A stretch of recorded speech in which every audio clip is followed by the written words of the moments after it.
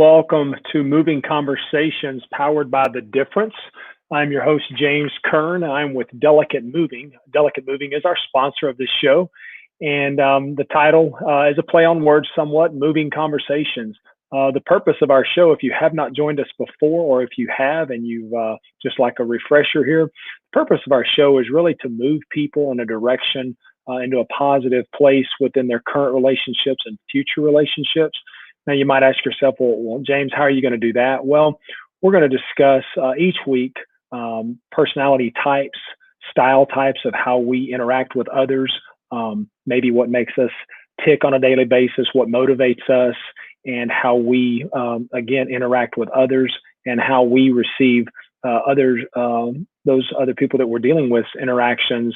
And so these are all the things that we're going to talk about. Our emotions will come into play, self-awareness. All of these can impact and do impact us on our daily basis in our relationships at work, at home, and in our social lives. And so I'm going to bring on our co-host. If you just joining us for the first time, this is Darren and April Mabrey. They are the experts of the show. I am an expert in moving. They are an expert in relationships and connecting with others. And so Darren and April, welcome to the show once again. Glad to have you guys. You guys doing okay today? We're doing great. Yes. Awesome. There we go. Okay. He has new buttons. Okay, good. All right. Well, real quickly, just a quick word about Delicate Moving before we get into the show. I'm the owner of Delicate Moving. I've been the proud owner since 2001, and we service the entire Metroplex. And actually, that's about 90% of our business.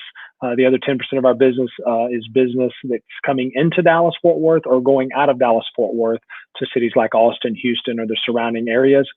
And we have always prided ourselves in doing things differently. And whether that's because we hire full-time movers, no day labor, no temporary help, because our pricing is straightforward, no hidden fees. All those things can make a difference when you're moving. And we've been working with the realtor and mortgage industry for about the last 16 years. 65% of our business comes from referrals and repeats. So we're real proud of that. That says a lot about the trust that people place in our business. But that's enough about Delicate Moving. Let's move forward here.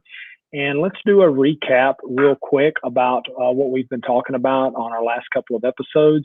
And, you know, James, I just wanted to jump in. Yeah, go ahead. So you're a native Texan, aren't you? I am. Yeah, Longview, Texas. That's probably important to people who are looking for a moving company. And the reason I know that you are a native Texas, because you say moving. Oh. Yeah, that is a Texas thing. Did you know that's a Texas thing? Yeah, moving. Yeah, anything that ends in ing you pronounce also the G. has two H's after it. Yeah, that's moving. a Texas thing. Okay, moving. Okay, got it. Okay, I think it's that I'm on air and I'm trying to actually pronounce more words, because usually I would just say, man, are y'all moving? Friends. Yeah, moving. Yeah. Are y'all moving? That's my Texan. I thought, okay, I like that. I'm just pointing out that people should trust you even more because you're right. They should. Yeah, and they can tell because you use the G. Can y'all be trusted since you're from St. Louis? No, not at all. You have to show. It's for me. Show me state. Yeah. Yeah. April, your audio is cutting in and out. I don't know if that's a connection issue. Can hear me better. Okay. There we go. Well, let's get into what we've kind of been talking about the last 2 weeks. I'll throw it to y'all and say you can talk to which one of you guys wants to tell us or tell our audience what we've been discussing the last 2 weeks about DISC. April does. A background on DISC. I do. Okay. Well, okay, perfect. Pictures this time, so we can kind of pull those up and just talk through them for those of you who are watching online.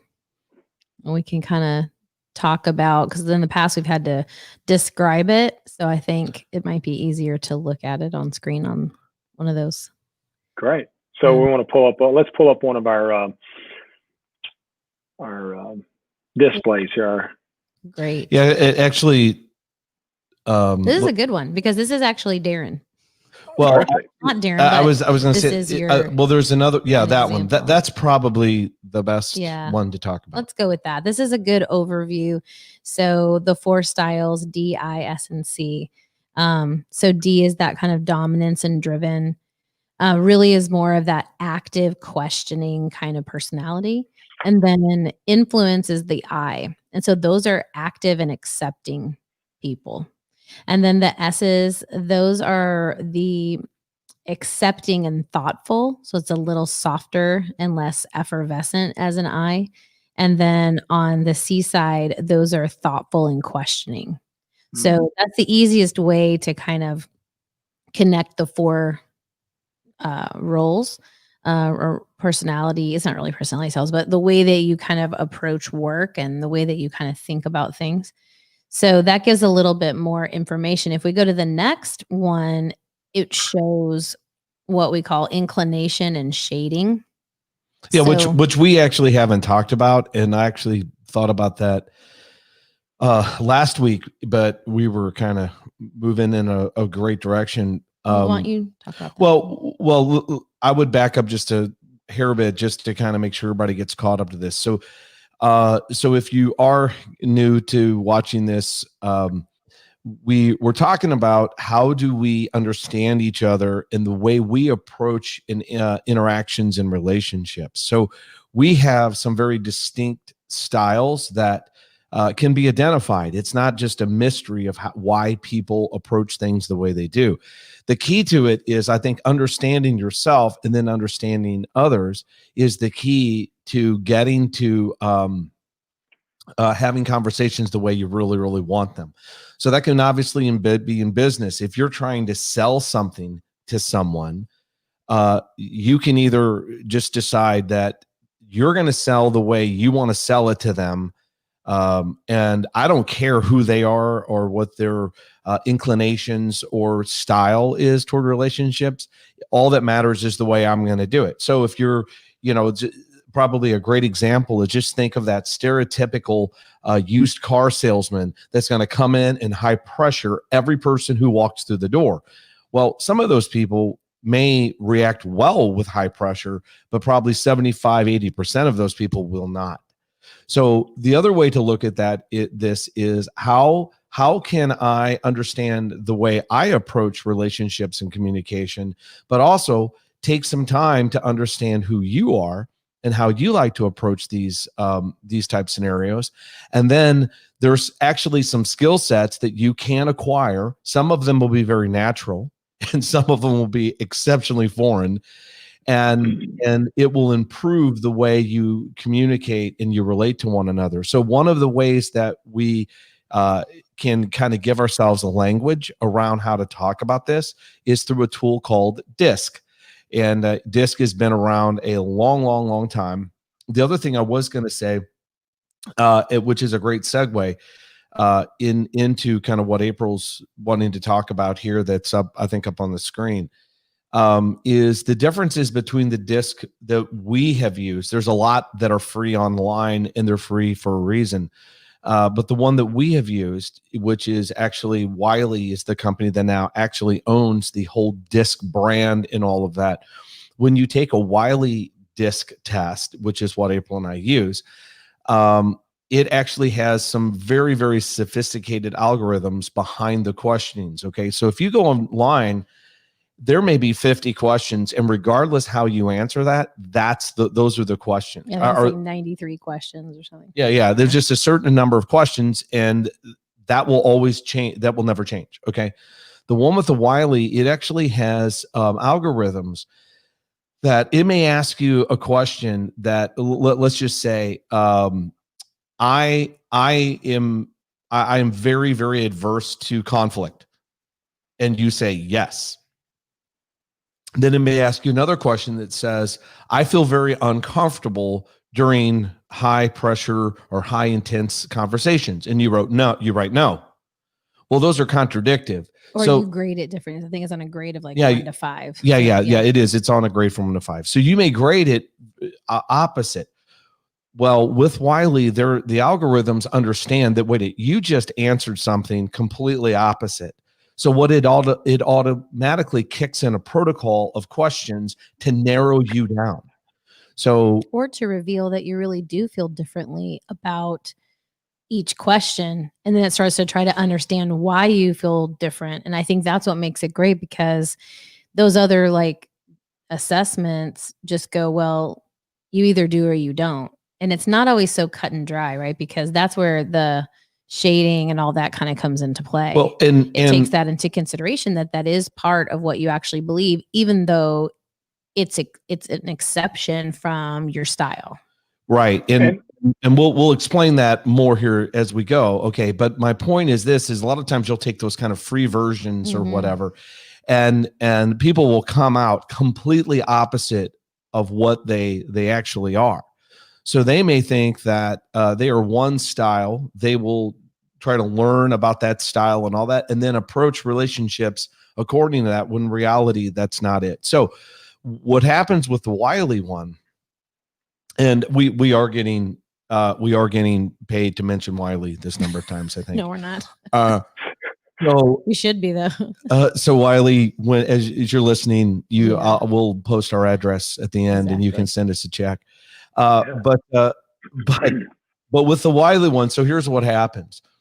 There may be questions and forms of those questions that as a whole, you hold one particular position, okay?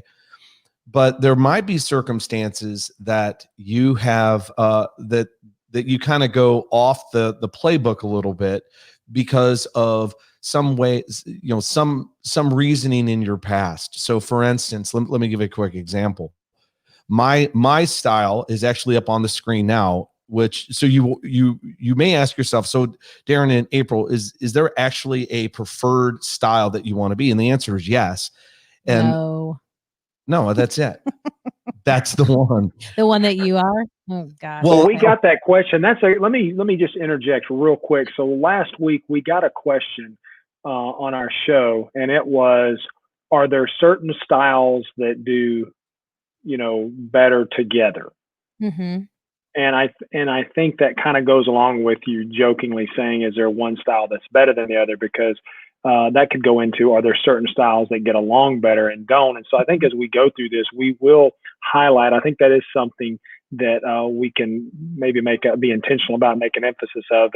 If you're a D, you may struggle, and here's how you might struggle with an S or a C versus an I, and all of those things. So for anyone that was wondering that last week, and for our listener out there that asked that question last week, we'll try to address that at some point today. I mean, obviously, Darren is joking.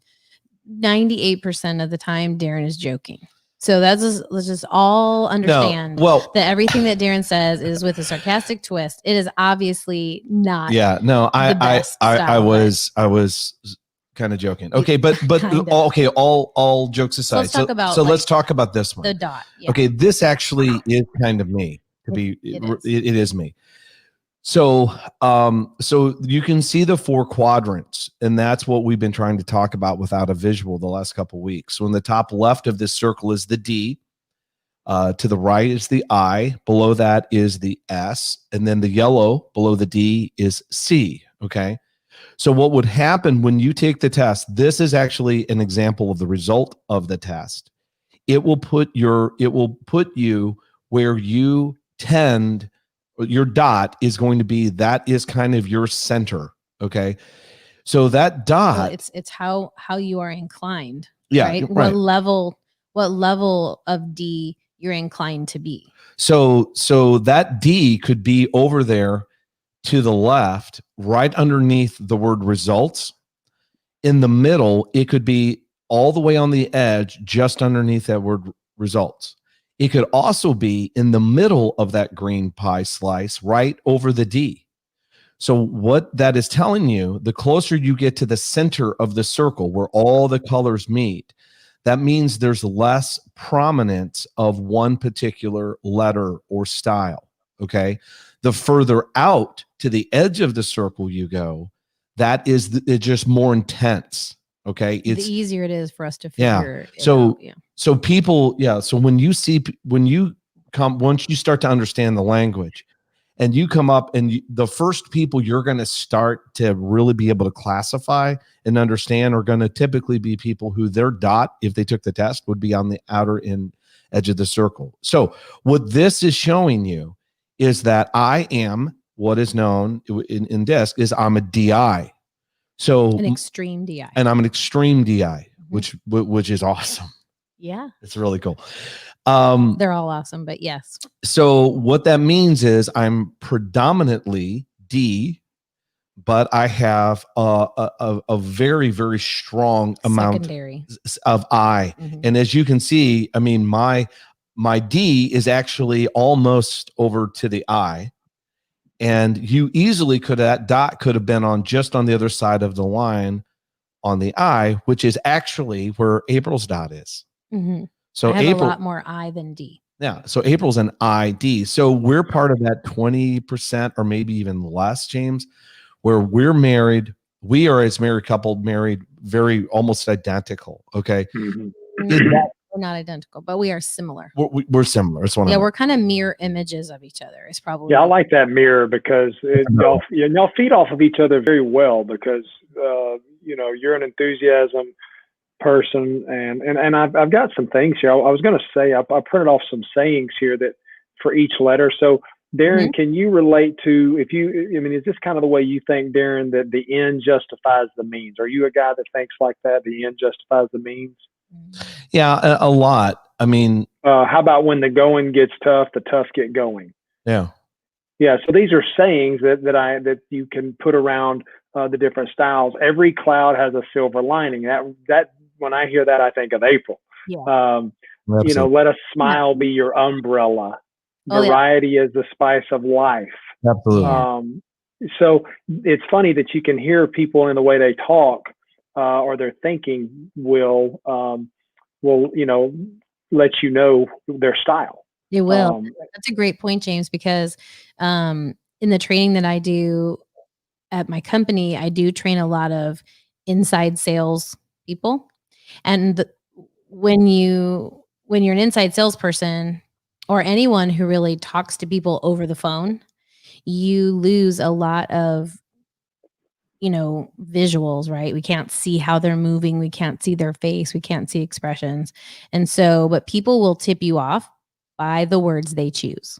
And I think that's a great point because we resonate with those words and we use them a lot in our language. Yeah, and even if they don't come out and say it, you can tell in their approach, the way they're talking, when they're really focusing on the outcome. You can't make an omelet without breaking a few eggs. So that would be somebody that's like, okay, I know there's going to be a few casualties here. There's going to be some feelings hurt, but if we get the right outcome, then all is well. That would be a D. Yeah. Yeah. So very results oriented. Right. And that's why you want a D as the commander, of your army. Typically, I mean, think about the most successful guys in warfare. I mean, the Pattons, the Churchills. That doesn't mean, once again, we talked about this last week, it doesn't mean that a D doesn't care about people. That's not true at all. And they come off that way, but it's not true. It also doesn't mean that only good military leaders are Ds. A D would say that a good military leader is a D, but that doesn't mean. I just did. I know. Yeah. That's why. If we can go to that other slide with where we saw the circle with the dot on it. If you look at things where you can kind of see those words around the outside, and if you look at a D, a pure D. So the more left we go, right? Because this person's a DI, but the more singular you are as a D, what you appreciate, the things that you care about are taking action, getting results from those actions quickly, and challenging the status quo. Well, why does it have to be that way? Just because you say? Well, who made you the grandpapa of that? Nobody, right? So if you look at that, I want to take action and I want to get results from that action and I want to challenge it I want to break it and I want to do it differently. And then as you come over to that right-hand side in the eyes, you'll see what they really value. And that's a great word. This is what we value, right? And we live it. So for me, I want to take action and I want to go really fast, but I want to be enthusiastic while I do it. And then I also want to do it with a team. So that's why you see a lot of eyes are cheerleaders. I mean, it's just the perfect icon, the perfect avatar for an eye, because it is about the people, and we want to have fun, and we want to go really fast. And then as you come down, you get a little bit softer, a little bit like more process oriented. So they do want to work on a team, and they want to be in a support role of that team. They want to be part of it, and they want to bring and create and have and participate in stable conditions. So those are, And I think, yeah, go ahead. Go ahead. Oh, I'm sorry. Oh, it's fine. I was just going to say that, and we talked about, and Darren used a key word. I'm going to add that to when I share with people what the purpose of our show is. It's about understanding ourselves and also understanding others.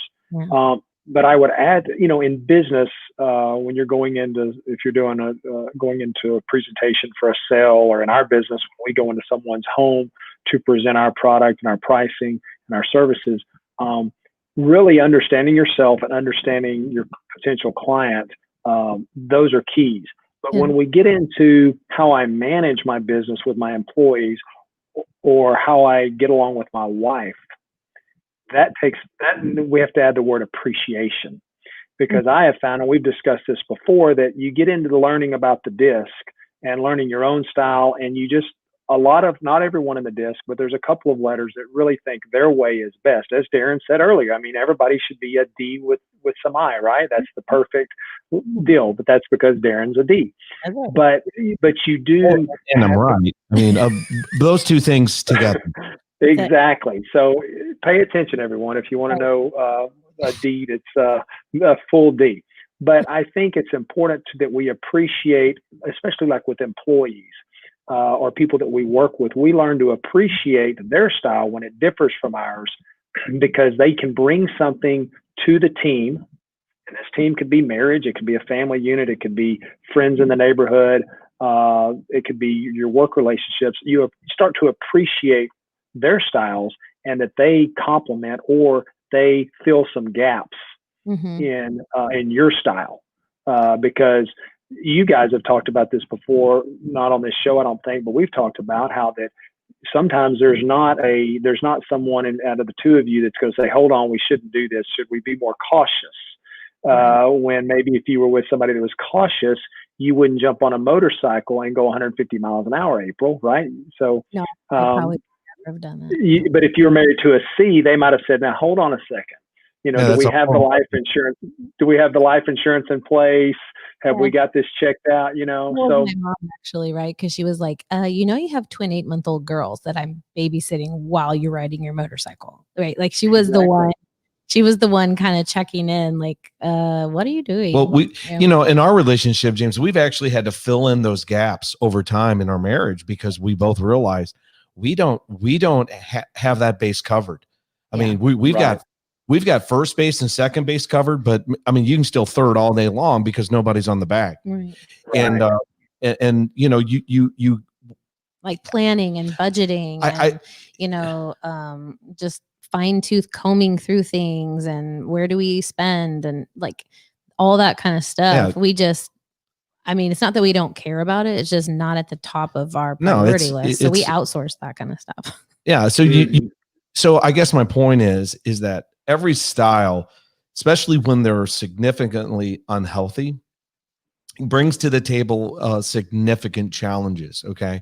So you may be married to a very, very healthy C, a healthy S, healthy D. Okay. And that's gonna make the interactions a lot smoother and easier. Any combination of those that have unhealth, it's going to be a challenge. I mean, because like I said, everybody's different. I mean, just imagine, if you will, James, imagine this. I'll just make up a hypothetical. Okay. Imagine that you have your 25th wedding anniversary, and you have flown over to the Amalfi Coast and are having just an amazing time. But it is now the night of your anniversary, and you're at a Michelin-rated restaurant, and literally the atmosphere, all of it could not be more perfect. The weather, everything. And the waiter comes up and says, well, one of the things we have tonight is we have a kind of chef surprise. So it's an 8-course meal, and I don't even know what the 8 courses are. Only the chef. Okay, now this is your 25th wedding anniversary meal, and you're going to say, chef surprise, bring it on. Home run. Okay, that's an I, folks. Yes. That an I is all the eyes listening are going, yes, this is the best anniversary ever. Yeah. Whereas you've got other people say you have a C, that is a nightmare to them to allow someone else who they don't know, they haven't met, they haven't checked their credentials, they've never tasted their food, and to hand them one of the most memorable evenings of their life and say, hey, I'm in your hands. Just bring whatever you want. By the way, the I gave that chef because it is the chef has credibility, and the I doesn't want to miss out. That fear of missing out. Oh, absolutely. So, and I'm happy with whatever they bring, and it doesn't mean that every C is going to think that, but I think there are people and the S's may struggle with that too, because absolutely. I don't want to feel disappointed, or I don't want the person who I brought for this date or this whatever to feel disappointed because they didn't come to get what they wanted. The date that they came with. Date, yeah. And I can personally give reference to this, because anytime that we've gone out to eat, I don't think we've ever got into a discussion of where we're going. I mean, it's the old saying: would you rather have a steak alone or hot dog with a friend? Right. And so, April, you and Darren are always going to say, okay, great. And it's usually at 5:30 on a Saturday evening, and we're trying to eat by 6:30. Yeah. And it's probably not going to happen.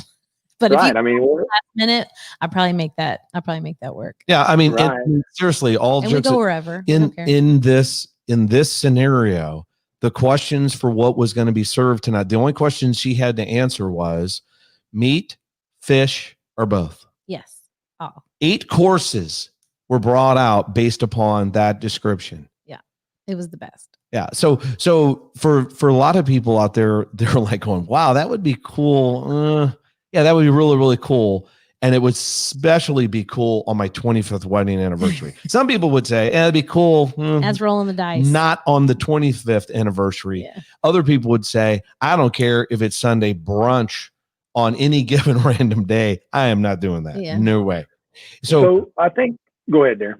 Well, no, I was going to say, so my point is that because people approach things and value things so differently, okay, and James, all of our content is a lot of it is just an extension of what we do every Sunday in our class at our church, is we talk about marriage and relationships. One thing we hit last week that I think is really, really key is to remember that the closer this relationship is to you, whoever it's with, the more comprehensive the demands are. In other words, what I mean by that is that a buddy that you hang out with once a month or just every once in a while, there's going to be so many topics and discussions and circumstances in that relationship that you never ever have to you never have to dive into with that person. But let's just take the most critical relationship you have, which is your marriage. That's the most comprehensive and demanding relationship you could ever have. Every single part of life, you will have to interact with that other person. So, we listed a bunch on the board, budgets, family, in-laws, outlaws, work, just every aspect. Entertainment. What do you like to do for fun? Yeah. How are we going to spend our vacation time? How are we going to spend our money? How are we going to raise our kids? Do we beat them? Do we don't beat them? And the answer is to beat them, right? You can just keep beating them. And no, we don't condone beating unless there's nothing else to do, then beat them. But I'm saying, I'm talking about discipline and how we're going to discipline, how we're going to invest in their education, every single aspect of life. So, that's going to come into play if you're thinking about it from a business perspective, you may have a one and done customer, James, but you've shared with me, oh yeah, that person's a customer. They've chose us to as moving. They've moved 3 times in the last 10 years with us, right? Mm-hmm. So you get to know those people more, and the more you know them, the more you spend time with them. That's why, you think you have these great friends until you go on vacation with them. Well, why? Well, what about the vacation was different? Well, it's because it brought into play different scenarios of life that you've never had to think about. Like, well, we're traveling together. Well, how fast do they want to drive? The answer is super fast. That's the answer. Well, some people don't like to go super fast. Some people like to enjoy and stop a lot and all that. Other people, it's all about making time, right? Like a D. Yes. Everything's a race. So I've always been criticized for that. I'm like, we're not stopping here. If the trip is 4.5 hours, I'm trying to make it in 4 hours, not 5.5 or 6. It drives me nuts to stop and sightsee. We're not going on a sightseeing trip. They should never let D's, James, to see what the typical time of a trip is, because we always want to beat that time. Yeah. Yes. There's no trophy. We don't get a trophy at the end. It doesn't matter, because the trophy for a D is not from someone else. The trophy for a D is in their own mind. By the way, the fastest I ever made it to St. Louis was 9.5 hours in my Camaro IROC, by the way. It was awesome. So, James, do you want to talk about the C and the I's? Yeah, I think we should, because we spent the last couple of weeks on the D and the S. And this would be a good second here, just to give a little context to all of this to our listeners out there and those viewing our show today. I met Darren and April a little over a year ago. They took over a Bible fellowship class at our church, and Darren became the teacher. And this is how I got introduced to DISC. And then I learned a lot about April because of that, because April is truly a DISC expert. How many, just a rough estimate, how many assessments have you participated in with people at your company? 3 or 4, something like that? Yeah. 1,000, right? I'm going to say 3,000 or 4,000 probably. Yeah. So April, for our audience out there, April is an expert in DISC. She is an executive or a professional coach, I guess. Is that how you call that? Or within her company. And April is responsible for, one of her responsibilities is helping and training employees of the company on how to get along with each other and work together better, and then to prepare them and help them improve their sales. Because as Darren has mentioned the last couple of shows, the company they work for got somewhat, I guess, maybe stale or stagnant a little bit because they had done business the same way for so long.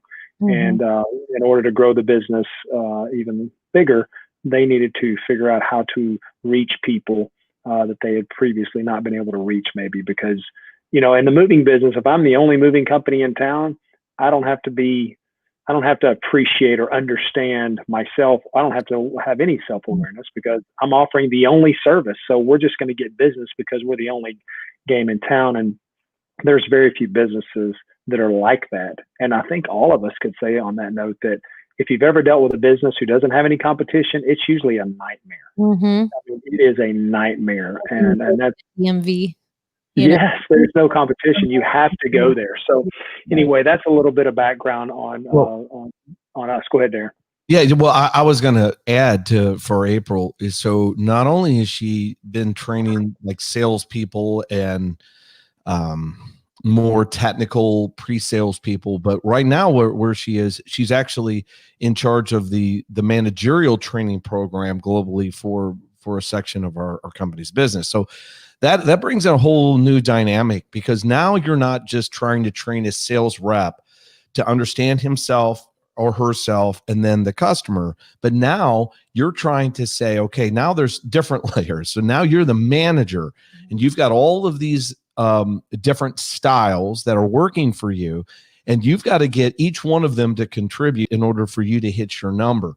So you've got the 10 sales reps that may be working for you, and then all of the people that they're in charge with. So anyway, there's an additional element around importance of how you manage, and the goal here isn't just to get them to hit their number and make a bunch of money.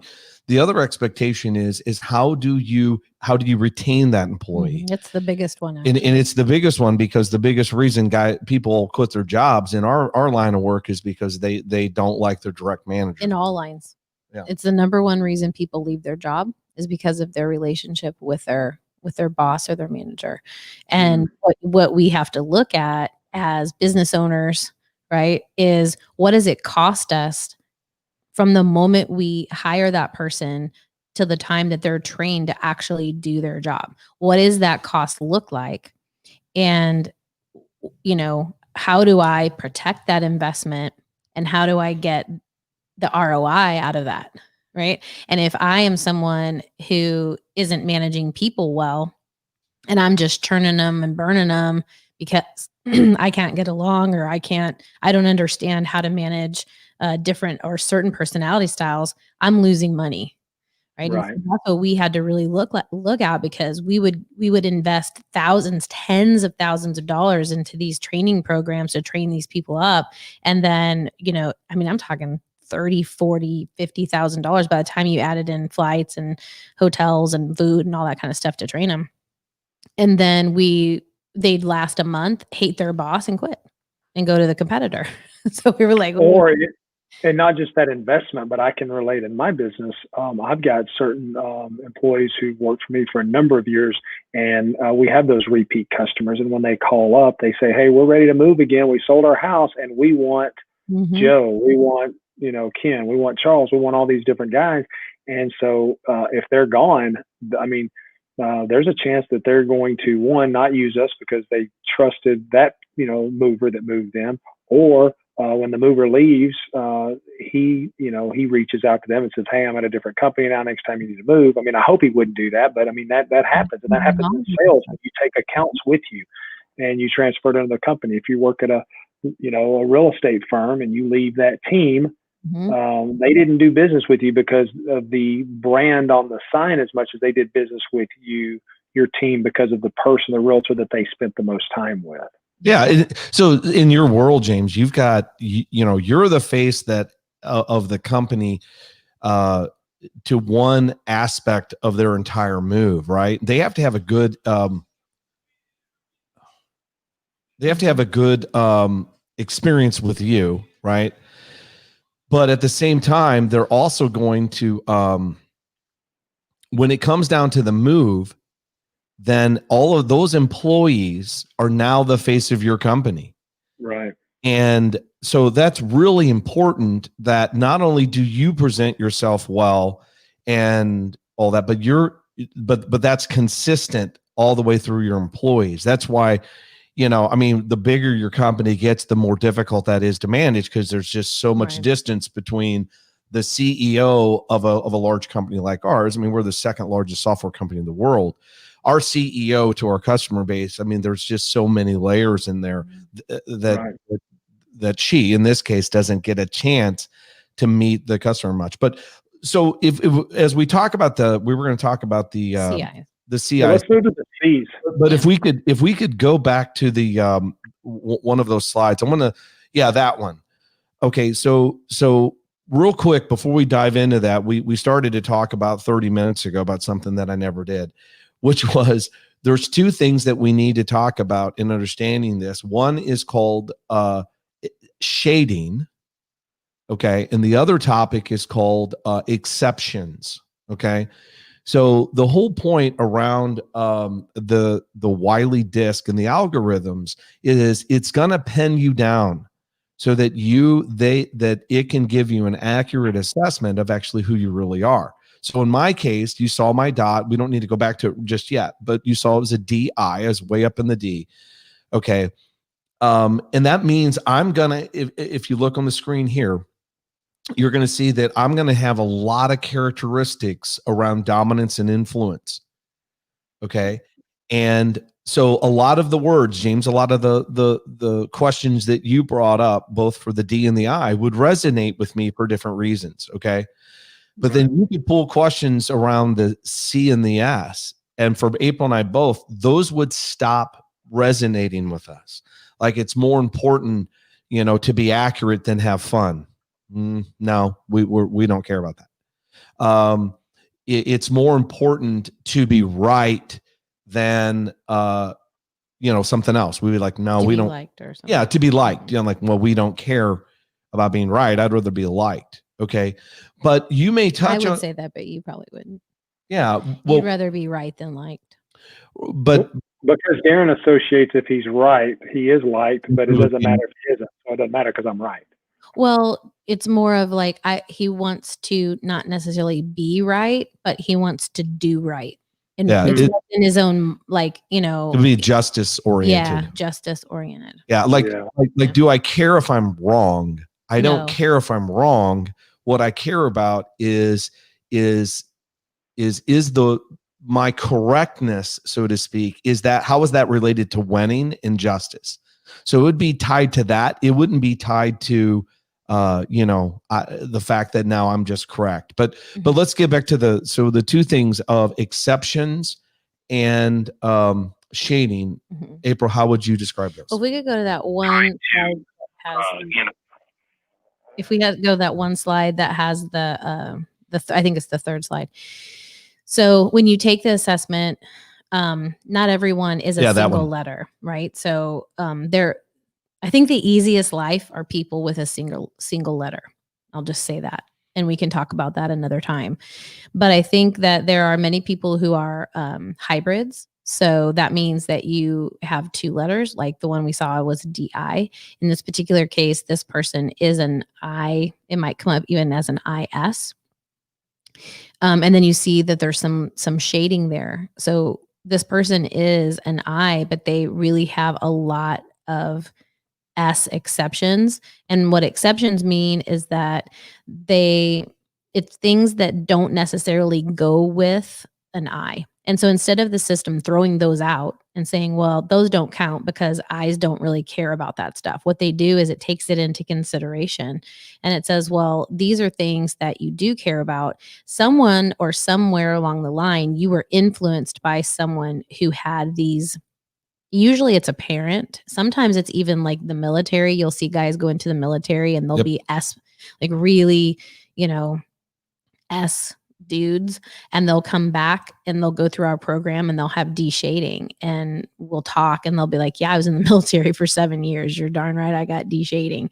But they didn't necessarily kind of experience that or come out of, the womb as a D. So that's what exceptions are. They don't get thrown out. What it does is instead of giving you 3 things that you value, it gives you 4 things that you value, sometimes even more than that.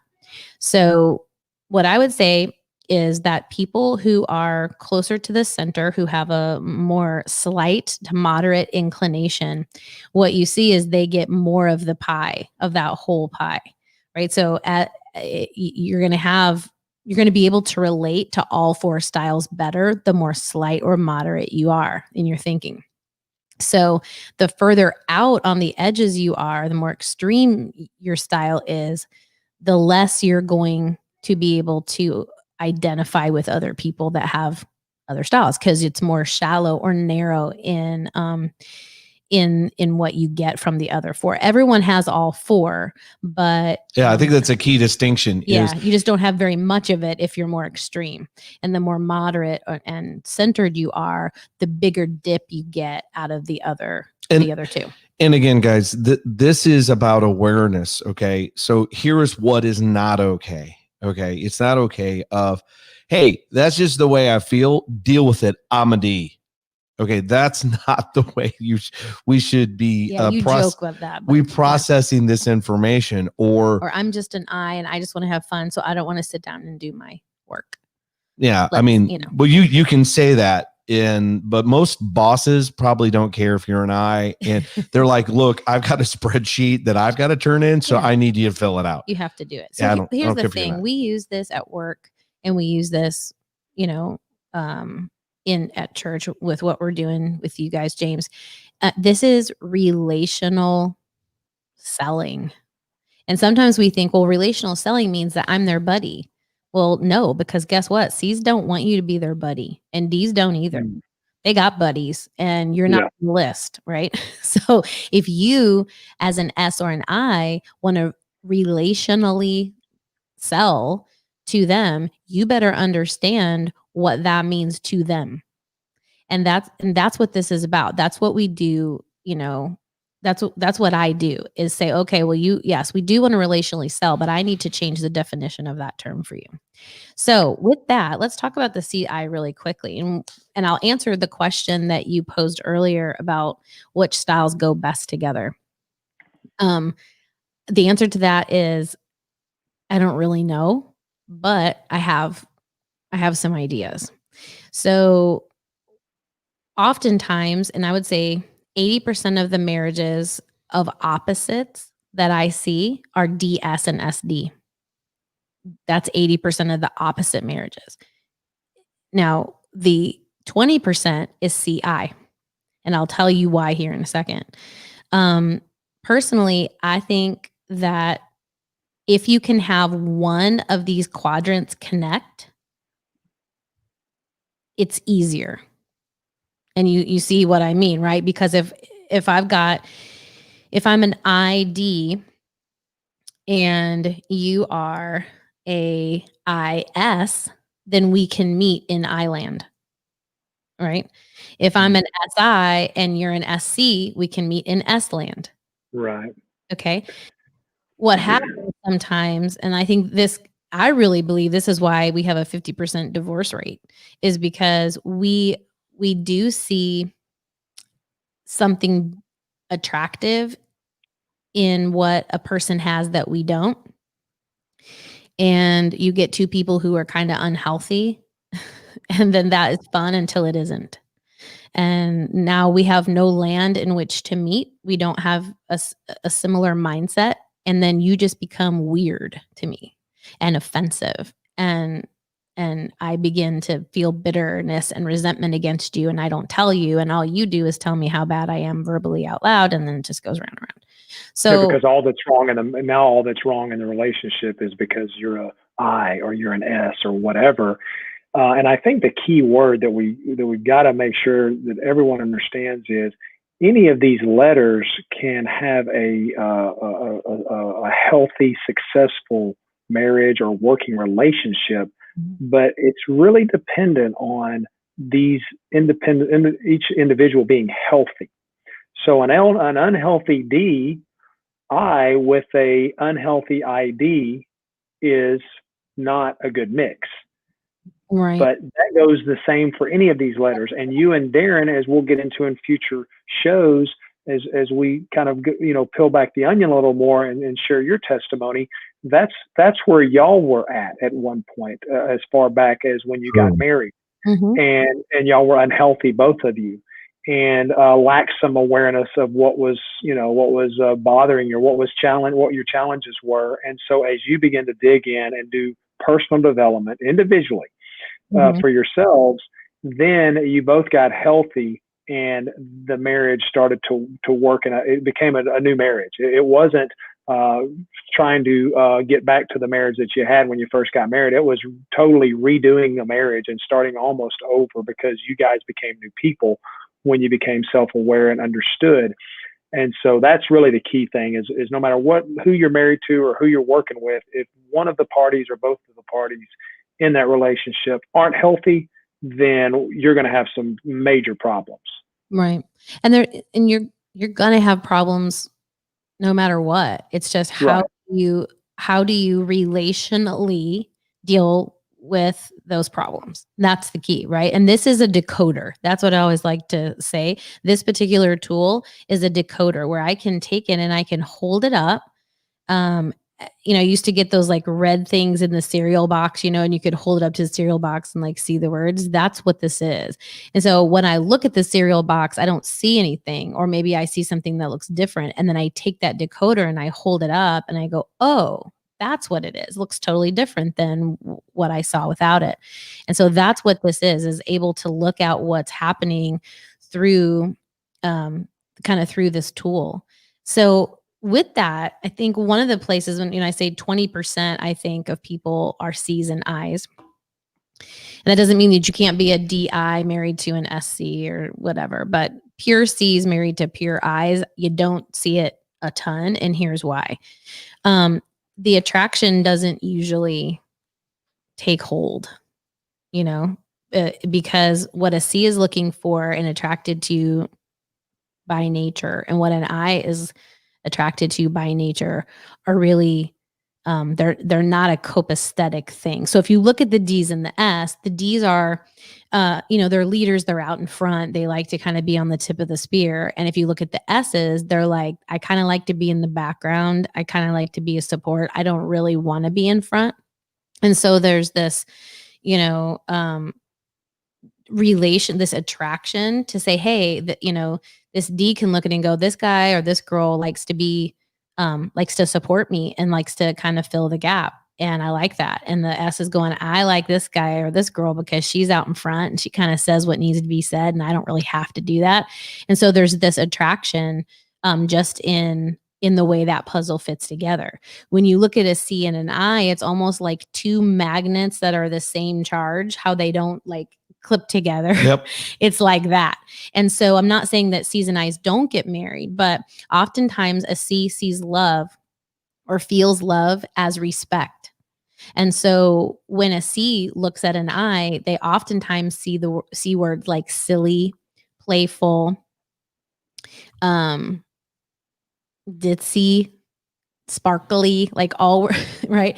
And an I looks at a C and they're you're talking about a C sees an I. C looks at an I. Yeah, right? maybe even the word fake, because yeah, anyone who could have that much energy and passion and all that to a C, that C's, if you see them in that mode, that's probably they've really amped themselves up. It's kind of fake in a way. And what an I look at a C is like a party pooper, like they don't want to have any fun because they're so cautious. Like caution. That's a great word. Critical thinker. What blanket going, kind of thing? Well, going slow, right? Indecisive. Well, right. But those are all negative words that we go, well, that person is slow. That means they're indecisive. No, that's what an I thinks. Yeah, right. But the truth is that they process everything. No, I know, but I'm saying that's how the I would see that. I would perceive that, as something more negative. So you can see how the C's and the I's in their purity, I'm not talking about hybrids, but in their purity, if I had a pure extreme C and a pure extreme I don't see a lot of that, because it just wouldn't make it past the first or second date usually. That doesn't mean it doesn't happen. But what you find, like I said, if you had a real extreme D and a real extreme S, you can see how that's an attraction, right? Because they're both getting something from that. On the other side, it's almost a complete miss. And that doesn't mean that doesn't happen, but I don't see it a ton. So when you talk about an I's are emotionally exposed, right? We feel things all the way out. We use a lot of, like, if I'm explaining something, I'll say, I love that. Oh yeah. Or, I really feel like, okay. And so when you look at the C's tend to be emotionally covered.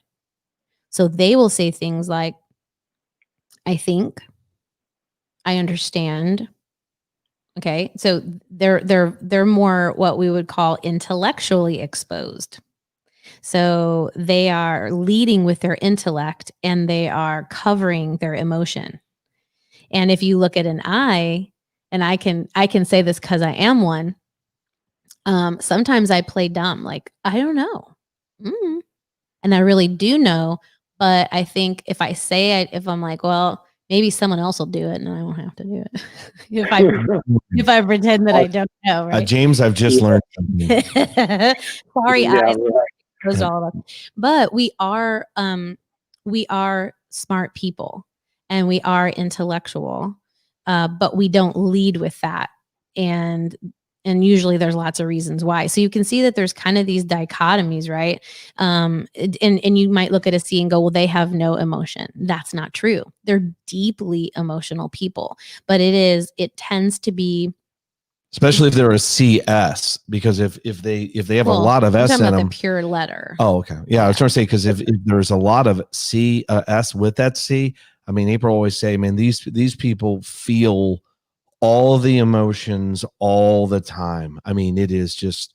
CS and SC are very. Well, I'm married. I'm married to a C, and I can tell you that if someone shows a lot of emotion around my wife, she's skeptical. She's uncomfortable. She's like, they need to get it together. Now, that doesn't mean she doesn't have empathy. That doesn't mean she doesn't want to help people in need. It's just that her first thought is, what is wrong? Why are they so emotional? Or they're putting, it's sharing way too much information. That person's sharing too much information. You see the word exposed, right? Right. Seeds don't like to ever be exposed. They're very strategic in everything that they do. So if you're playing chess, are you going to go, hey, just so you know, my next 3 moves are this, this, and that? No, That's not how they think, right? And so you can see that there, especially in the C and the I, there's big dichotomies there, because the I, where the C's love from kind of this intellectual respect that almost goes before the love can actually take root. The I's love based on emotion. And so if I'm as an I, if I'm looking for a lot of exposed emotion, a C is probably not going to hit the mark for me unless I spend a lot of time digging around, and you can do that, right? But they like I just said, the best picture that I can put is just kind of 2 magnets that have the same charge, and they just kind of don't click together. So, and a lot of times in business where we see people missing each other a lot is around the C and the I, and the D and the S. That C and the I, that problem's going to show itself way, way, way before the D and the S problem is going to show itself. But that doesn't mean that they didn't start at the same time. It's just that D and the S, they have a longer wick, and the C and the I are going to say, "Oh, this is not working." Well, and real life deal. So I was working with a colleague who was in management, and one of the things that April and I always say, I mean, I should say it, April always says, is that with a C, everything is pre-thought. Okay. It has been baked. Internal processor. And they don't say anything off the cuff. It is rehearsed. So this was one particular individual was a very, very unhealthy C. And there was a lot of manipulation and all that kind of going on. And so one of the things that was very, very helpful for me to make that relationship as good as it possibly could be, which it was really bad for a while, but it actually got it to be fairly decent, is to remember that everything that came out of that person's mouth was strategically said. It may be presented as just kind of off the cuff, but it wasn't. So there's lots of ways that all of the letters can try to manipulate each other. But understanding this and decoding it, again, I think is a great word. And I'll, as a tease for next week, so that we can pick up on this, and I'll ask you, April, real quickly. So how do you feel when you find out that you may be wrong about something? How does that affect you? Eyes don't really care. Doesn't bother you that much, does it? Well, that's where I think we'll pick up. Well, one of the things we'll pick up next week is for all of our C's out there, what it means to them when they're wrong, because it's quite the opposite. And so I think that's an interesting deal, that the C's is pretty specific to the C's about being wrong about something. And then Darren has a good way of explaining that. Our show's coming to a close. I hate to end it there because I felt like we were getting on a good roll there. But for everyone out there that's joining us, we appreciate your support. If you're in the need of moving services, please remember Delicate Moving. Worst case scenario is we'll keep the other guys honest with our fair pricing and straightforward approach. And look forward to seeing everyone next week. And again, remember, Moving Conversations every Tuesday at 1 p.m. And we are powered by The Difference. Thanks, Lyndon, for all you do for all of us out here with our shows, and look forward to speaking with everyone next week. Have a great week.